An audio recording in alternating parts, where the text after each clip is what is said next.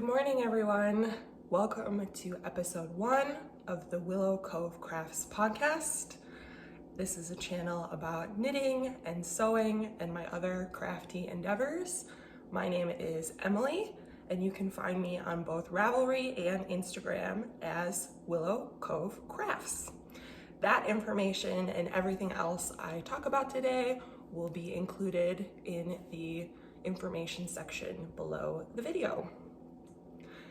Today is Sunday, April 4th, 2021. Happy Easter to everyone out there if you celebrate. And thank you for taking the time to watch this. I really appreciate you spending a little piece of your day with me. I wanted to start today by telling you a few things about myself. Again, my name is Emily. I am 29 years old and I live in Verona, Wisconsin, which is just outside of Madison. I work full-time in healthcare IT, so that takes up a good chunk of my days, but in the evenings when I am not working, I am pretty much knitting and sewing all of the time. I really love it. Some might say I am obsessed with it, but it brings me so much joy, so I don't care. I started knitting about 10 or 11 years ago. A friend of mine taught me in college. And then I started sewing about a year ago. I grew up around quilts. My mom is a really big quilter. And I've made a few things here and there with a lot of help from my mother. But I would say in this past year, that's when I really started doing it a bit more seriously and actually completing projects myself from start to finish. Yeah, and I dabble in some other crafts. I really enjoy cross stitching, embroidery, macrame. So you might see a couple of those sprinkled in here and there as well. Since I have been knitting and sewing for so long, I have obviously stumbled across podcasts. I think I started watching knitting podcasts maybe 5 or 6 years ago. And I love them. It's one of my favorite things to watch while I am working on things. I love seeing what people are making, what yarns they're using. I find it super inspiring to see that stuff. And from the beginning, I have thought about starting one of my own. But for some reason or another, I've talked myself out of it. I am quite shy about this sort of thing. But I don't know, there's something in the water this week, and I just decided that today was the day. And I'm really looking forward to it. I'm excited to see where this goes. Yeah. I'm excited to become a more active member of the knitting community and the sewing community. Yeah. I did want to take a few minutes today to explain to you where the name Willow Cove comes from. When it comes to my knitting and sewing, it really makes me feel, warm and cozy, and it reminds me of being home and feeling safe in my home. And so when it came to naming my channel, I wanted something that, A, sounded nice and pretty, and B, really evoked some of those feelings of like safety and warmth. And just some of those like really great homey feelings that I get when I work on a project. And so I spent a little bit of time thinking about, some of my favorite places. And one of the first things that came to my mind was my grandparents' house. My grandparents live on a lake up north, and we in my family call their house the Cove because, you know, they live directly on the lake, but there's this like channel and inlet that kind of goes behind their house, and they literally live on a cove, and it's super beautiful there. I love going to visit my grandparents. And yeah, it's just one of my favorite places. They have lived in that house, I want to say since like 95 or 96. So basically my whole life that I can remember, they have lived in that house, and I've always loved going to visit them.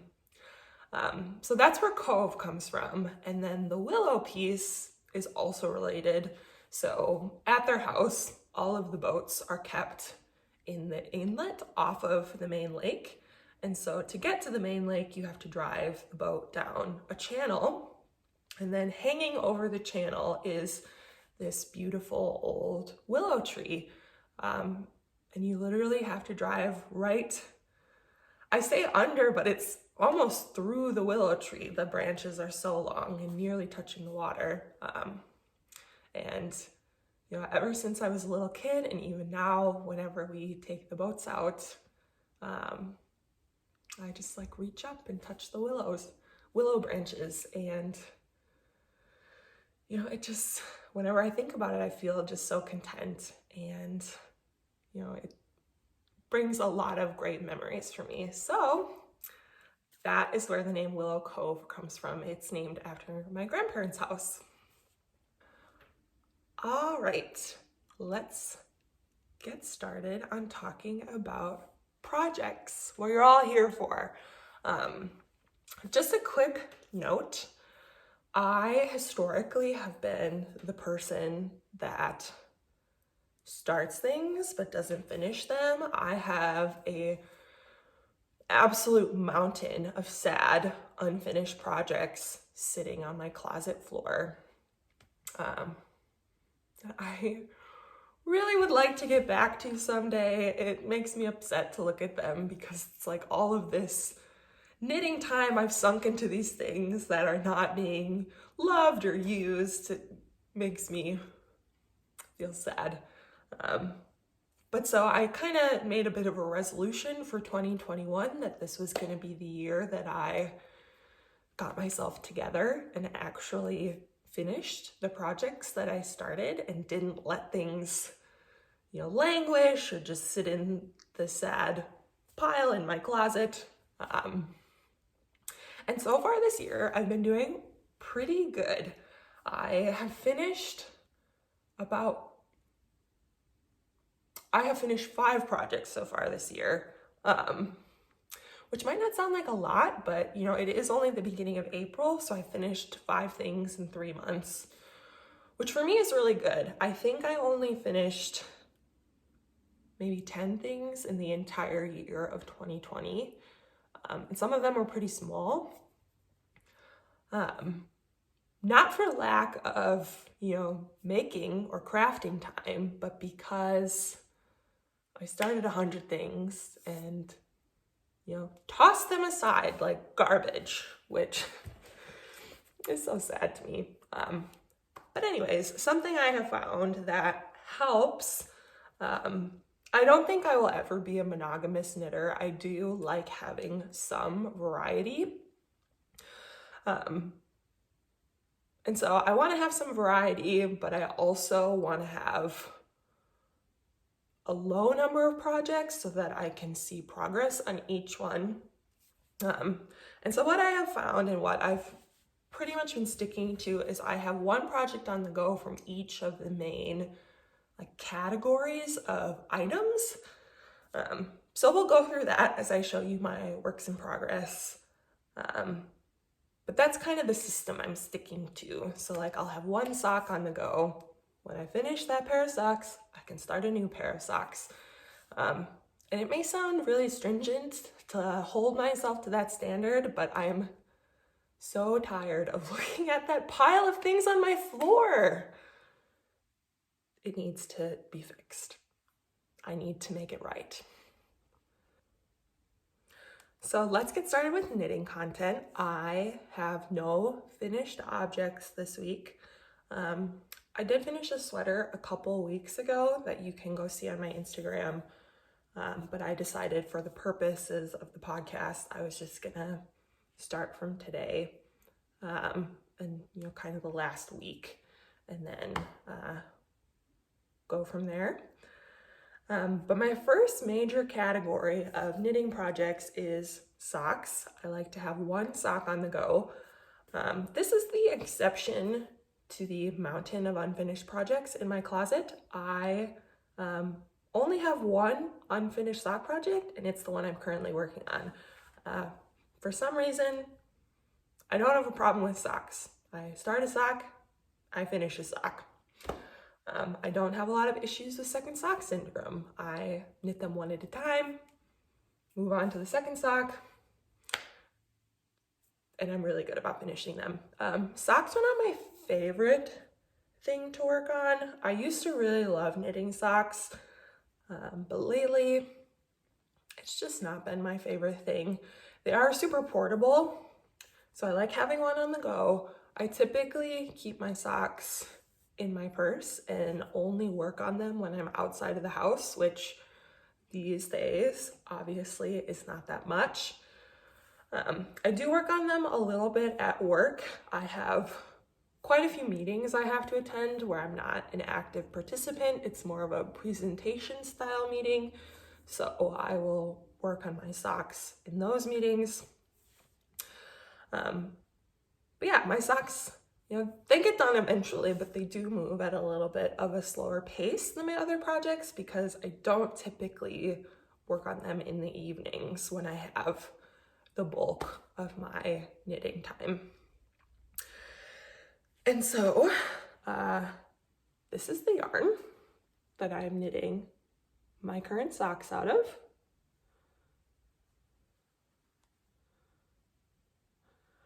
I tried to find the ball band to show that to you, but I could not find it, which makes me kind of irate because I always keep my ball bands and I just don't know where this one is. But anyways, this yarn is by Scrumptiouspurl.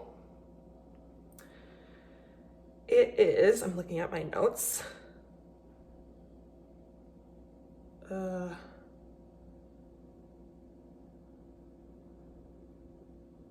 I didn't write it in my notes. I'm really doing a good job of helping myself out. I believe this is her Stripe Me Up base, and the colorway is called a Bushel and a Peck. And I do tend to pick my sock projects based on the season. I, obviously in the spring, really like pastels and really soft, pretty colors. And then in the fall, I'm more likely to pick more earth tone colors. But this one is so lovely. It reminds me of spring flowers, which is exactly what I need in April in Wisconsin. And here's my sock. This is the first sock. I am almost to the toe decreases. And like I mentioned, I like to knit my socks one at a time, magic loop. I'm pretty consistent about that. I am a creature of habit and I do not like to stray from my ways. So yeah, one at a time, magic loop. I really enjoy ChiaoGoo needles. So these are ChiaoGoo size 1. And I almost always use the How I Knit My Socks pattern by Susan B. Anderson. I find that one fits me really well. It's just a traditional heel flap and gusset sock, 64 stitches. What else to say about this sock? It's a pretty standard sock. Oh, I did want to talk about heels and self-striping yarn. I really prefer a heel flap and gusset, which from watching other podcasts, I feel is a controversial choice for self-striping yarn because, if you don't know, I will tell you, when you make the gusset, you are temporarily increasing the circumference of your sock, which can make your stripes skinnier. And I can see why people would not like that. I have found, however, that it makes very minimal difference. You can see here where I've inserted the heel and my stripes at that spot. They are thinner if you look really closely, but like no one's looking that closely. I'm not even looking that closely, and it's my project. So I will often do a heel flap and gusset with self-striping yarn. I do not like to interrupt the striping, so I will wind off about 20 grams of the yarn so that I can use a second piece of the yarn to actually knit the heel flap. So you'll notice my striping continues as normal. I've just got these slightly thin stripes where the heel is. But again, it's so small. I don't think it makes that big of a difference. So I'm here to tell you that if you really like a heel flap and gusset, but don't want to use one for self-striping socks, just go ahead and give it a try. I bet it will actually be just fine. So again, here's my sock, Scrumptiouspurl Yarns, How I Make My Socks by Susan B. Anderson. It's moving along. It lives in my purse. It will slowly get done one of these days. My next category of knitted object that I like to have on the go is some sort of accessory. So this is shawls, hats, scarves, mittens, basically anything that's not a sock or a sweater falls into this category. So my current project is the Rayna Shawl by Andrea Mowry. And I'm gonna try to show this to you. It's getting towards the end and it's really big. Oh boy. Give me a minute, please. Right. Oh, that works nicely.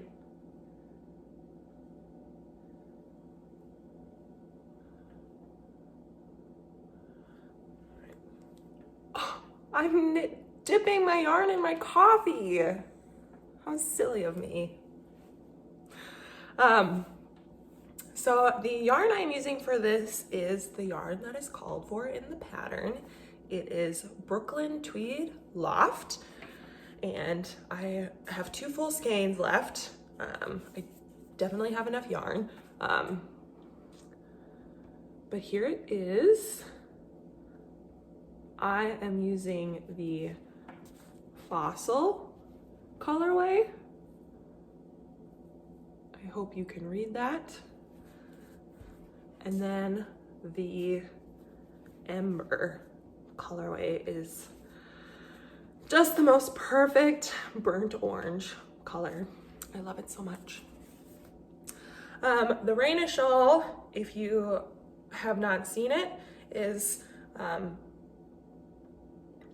it's kind of crescent shaped. It's very long and kind of shallow, so it's almost closer to a scarf in my opinion, but it does have those like tapered ends and fatter middle that you see with the shawl. So technically it's a shawl, but it is pretty shallow and pretty long. And the way the pattern kind of goes is you've got these alternating sections of garter stripes with brioche, and then you do short rows within each section to make wedges that are wider on one end and thinner on the other. So I'm on the last section before the border, and I am ready for this to be done. There's a ton of stitches on the needles. Like I mentioned before, they're short rows, and the short rows get longer and longer within a given section.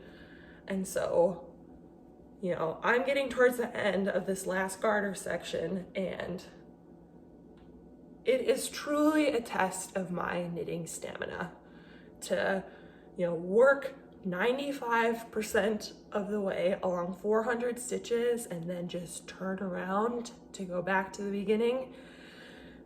It's a bit overwhelming. I can, at this point, like only do a stripe a day. It's like all I can handle. But I am almost done. And then the border of this shawl is an applied brioche border, and it's got a bit of a pattern to it. It kind of looks like arrows. And I have read from a lot of comments on Ravelry that that border is also a bit of a slog. So I'm kind of approaching this like I'm almost done, but from what I have read, the border is still a lot of work. So I don't know, maybe this will be done by the next episode, but I do still have a lot of knitting to do on it. The pattern calls for 3 skeins of each of your colors if you use Loft. I obviously still have 2 full skeins of each color, and I still have quite a bit left of my second 2 balls. I'm actually wondering if I will even need these, or if I do need them, I feel like I will probably just like barely break into them. And I did read from a couple Ravelry pages that some people ended up only using 2 skeins, and I am a bit of a tighter knitter, so I am wondering if I will even end up using these. So if not, I'll have to figure out something to do with these. I do want to talk about the yarn a little bit. This was my first time knitting with Brooklyn Tweed, and for those of you that are familiar with Brooklyn Tweed, you know that it has a little bit of a reputation for breaking very easily. But so many people love it, and I personally love rustic yarns. They're probably my favorite to knit with, and so I really wanted to try it. And I have had no issues with breaking while I've knitted it. I have kind of tested ripping the yarn apart, and it does break pretty easily. But again, I haven't had any breakages while I've been knitting. I am a little nervous though, because there are a couple like really thin spots. Again, Brooklyn Tweed Loft is a fingering weight yarn. So it's thin as it is, but then there were some spots along the way where it got really thin, and that coupled with how easily it breaks, you know, I'm just like imagining this like scary situation where I go to block the shawl and like one of my stitches pops, and then I'll cry for days and days and days. But so many people love this yarn. I have heard that it blooms quite a bit when you block it, so I'm hoping some of those thin spots will get a little bit of plump to them. But yeah, just in general, like, you know, you catch this on your zipper or a piece of jewelry, and I just feel like you must be done for. Your whole shawl will disintegrate into a pile of dust on the floor.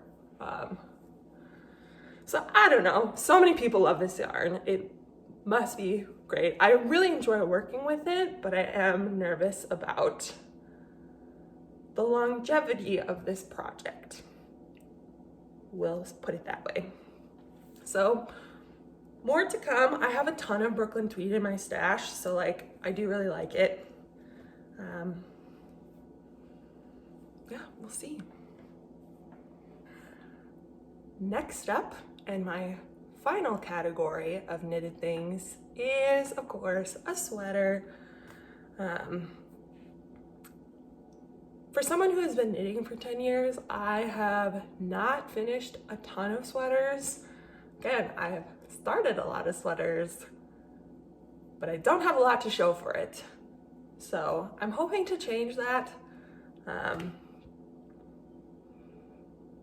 Yes, like I think I mentioned earlier, I finished a sweater a few months ago, and that was the first sweater I have finished in like 5 or 6 years.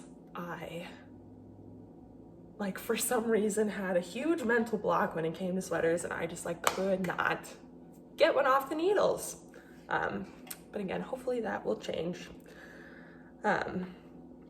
Here is my current sweater. It's in a little bit of a weird spot. Let me get this thread out of the way. I am knitting the Sumac Pattern by, I believe you pronounce her name Orlane. Sucche is what it looks like to me. I'm really sorry if I am mispronouncing that. But it is a worsted weight sweater, and the big kind of design element is that it's raglan shaped, and it's got these panels of different textures around the yoke of the sweater. So you start with this like kind of vertical section, and then it goes into these V's, and then you've got this different vertical section with like garter in between, and then this bottom section, which I haven't really gotten a full repeat done yet, but it's called the grass pattern, I believe. Obviously because it kind of looks like little blades of grass. And then the sleeves all the way down is that top vertical section, which I love this texture. That was one of the big selling points of the pattern for me. And I believe I am on the last row before I'm ready to separate for the sleeves. Typically getting through the raglan increases or the yoke of a sweater is really daunting for me because you end up having so many stitches on the needles. But this sweater was really fun to knit because you were changing it up so often. And that was one of the really big draws for me.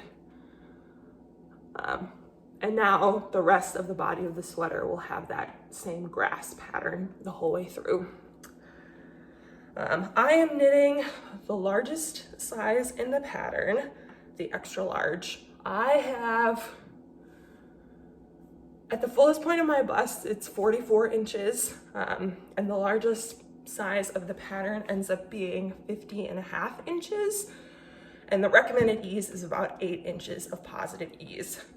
So this will be a bit oversized, and yes, I'm really excited to keep working on it. Hopefully now that that yoke section is done, this is just gonna move really quickly.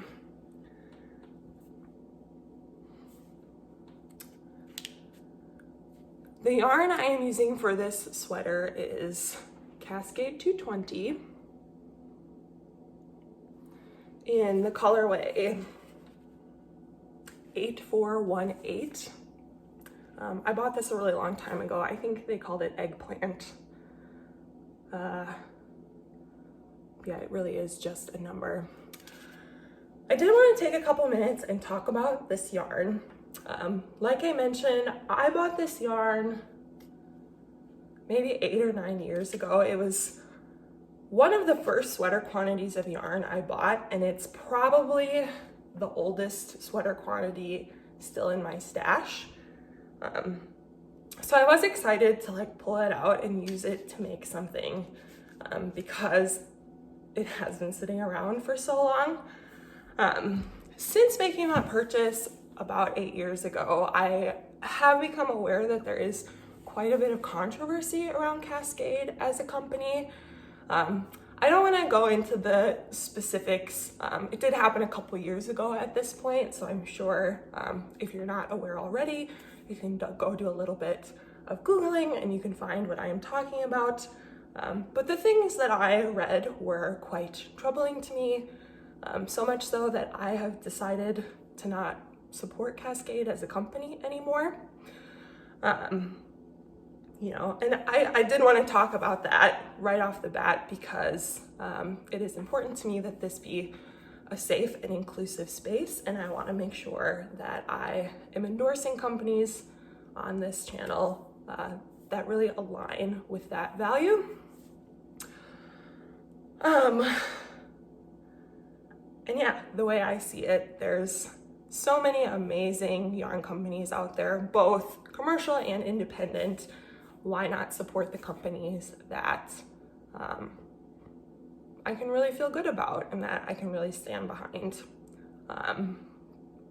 That being said, and I am echoing what I have heard other podcasters do and kind of the decisions I have heard other people make, is that, you know, you can choose to not support a company moving forward, but also still use the stuff that you already have in your stash. It is still beautiful yarn. It is something that I spent my money on. I might as well use it. So that is what I am doing. But I did want to call that out. There is quite a bit of yarn in my stash that kind of falls into that category, both from Cascade and other companies. So I'll be sure to call that out as I get to them. Yeah. Okay, and now we are gonna get into some sewing content, and what is to me the most exciting part of this episode, because I have a finished sewing object and it is a big one, and I am super excited about it because I have finished my first quilt.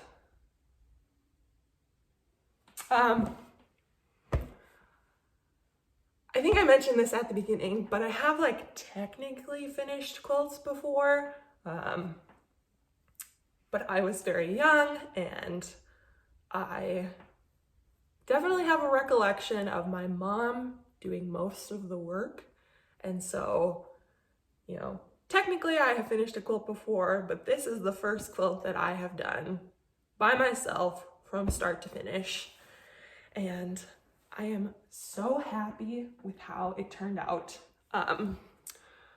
It's obviously very hard to show a full-size quilt on this like zoomed in camera screen. So I have taken a bit of footage of my finished quilt, and I will hopefully be inserting that in here so that you can see the full finished product.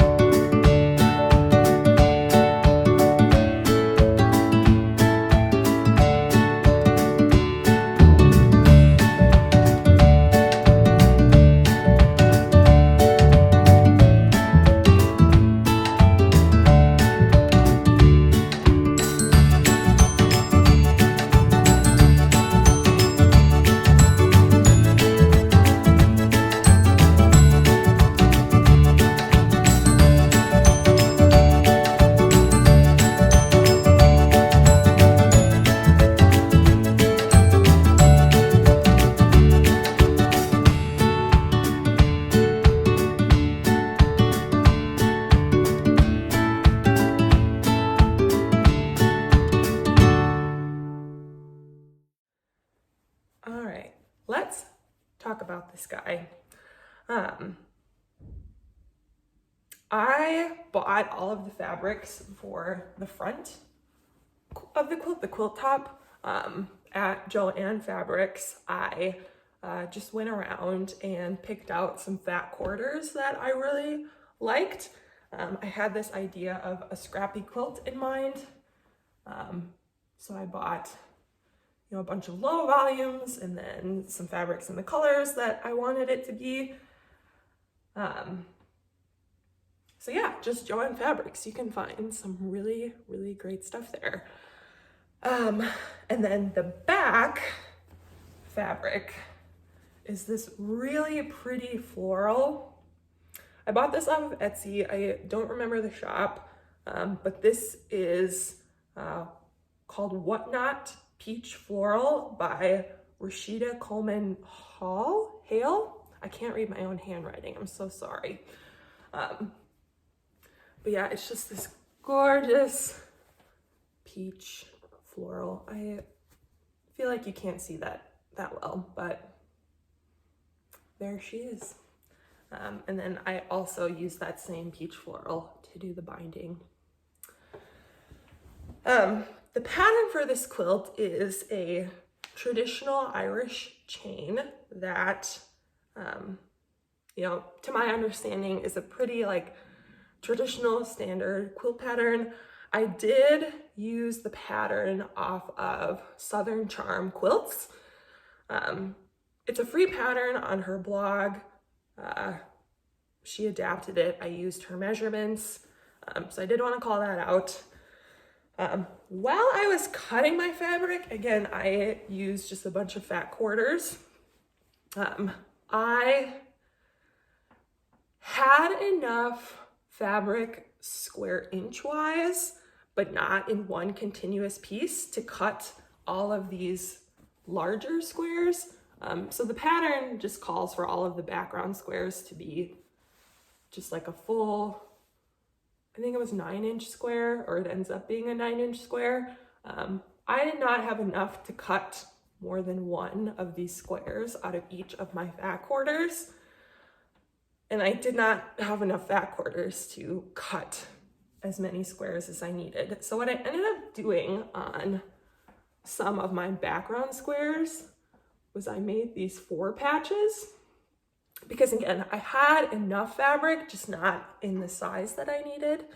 And I thought to myself, like, this is gonna be a really scrappy quilt. Like, why not just make it work? And I did, and I really like the effect. I just kind of randomly sprinkled them in there along with the full-size squares. And I think it looks really good. I love it so much. Yeah. What else to say about this? I am very fortunate enough to have a mother who lives nearby and also has a long arm quilting machine. So that is how I quilted this. I spent a Sunday over at Mom and Dad's house and was able to quilt the whole thing in a day. I did a pretty simple kind of swirly leafy pattern. It was a stencil that my mom had. And overall it went very quickly because she has that long arm machine and it is amazing. And I fully acknowledge that it is so much easier to quilt the quilt on the long arm machine than it is in just the regular sewing machine. So I am really thankful to have that resource in my life. But again, here's my quilt.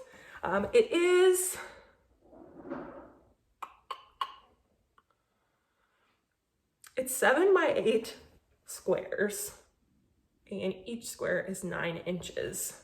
So it is 63 by 72 inches. So it's a good couch size quilt. And that is how we have been using it.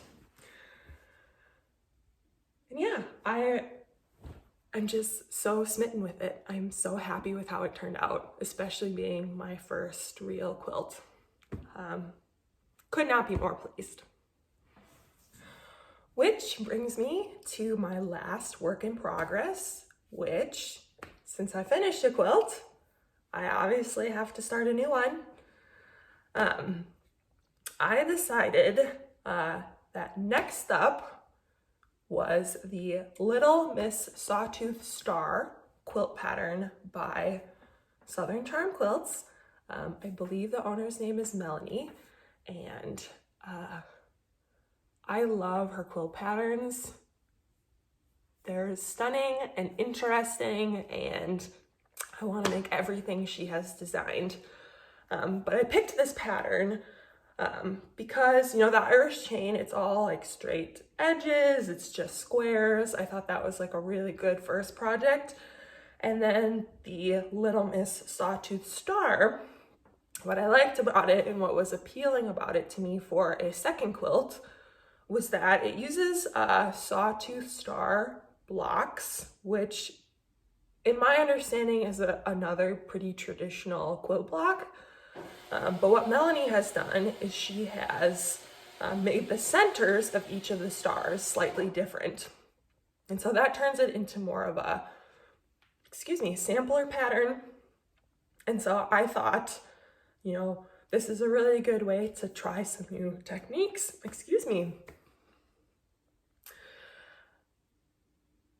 So I thought this was a really great way to try some new techniques. Each of the blocks is slightly different, and so that, you know, to me makes it a little bit more fun. So yeah, let me show you the blocks I have done so far. I have made 4 out of the 15 star blocks. So this is my first one. This is the most basic of the blocks because the center is just a square, but I was able to cut out this cute sheep and put that in there. I love this one. I think it's so cute. And there's this one.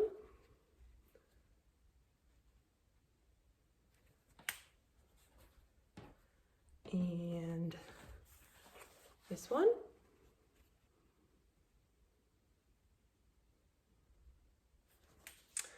And then lastly, I finished one yesterday, and here she is.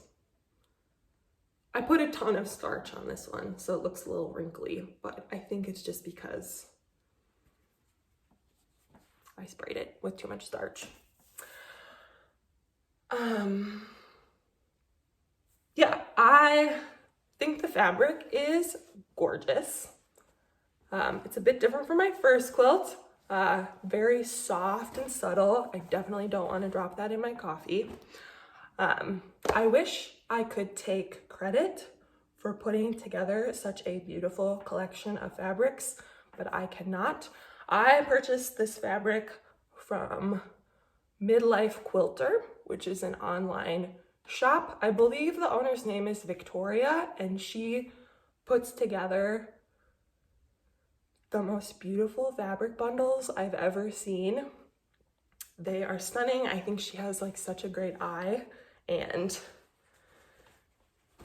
you know, a little unexpected in my opinion. Like if you had told me that you could put together orange and purple in anything other than a Halloween decoration, I would not have believed you, yet here we sit.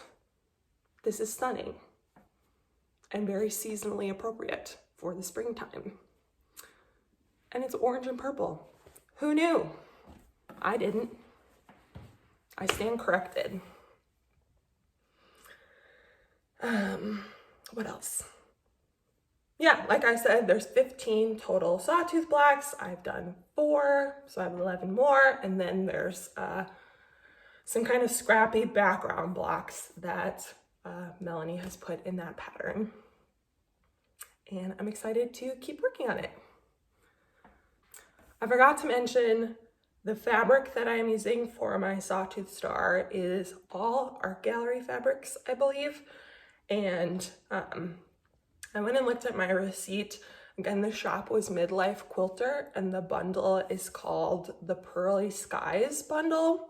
I checked a couple of days ago and she was still selling it. I think, you know, she kind of sells it here and there as it becomes available. But yes, I forgot to mention that, and I wanted to make sure you had that information. All right, I think that is about it for the day. Thank you so much for joining me again. I am hoping to publish another episode in about 3 weeks. In my perfect world, the podcast would normally come out every 2 weeks, but I just don't think that is going to happen this time around. My boyfriend Dan is having knee surgery this Friday, and so that is going to pretty much consume our lives for the next little bit. He's gonna need a lot of help and attention while he's recovering. I think that's gonna mean that I have a lot of knitting time and sewing time, but not a huge chunk of time to film and edit a podcast. So I'm gonna aim for 3 weeks. I hope to see you then. Have a great rest of your day, and we will chat soon. Bye.